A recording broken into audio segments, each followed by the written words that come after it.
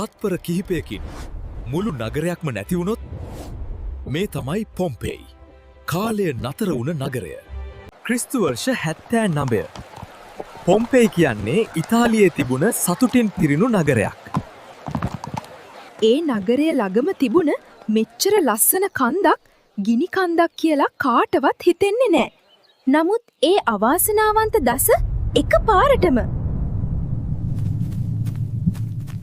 තත්පර කිහිපයකින් මුළු අහසම කළු වුණා.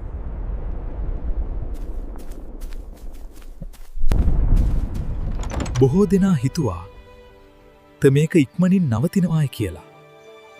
හැබැයි උණුලාව ආපු වේගෙට දුවන්නවත් වෙලාවක් තිබුණේ නා. එතනම ජීවිත නතර වුණා. අවුරුදු 1700කට පස්සේ ඔවුන්ගේ අන්තිම මොහොත අපි දැක්කා.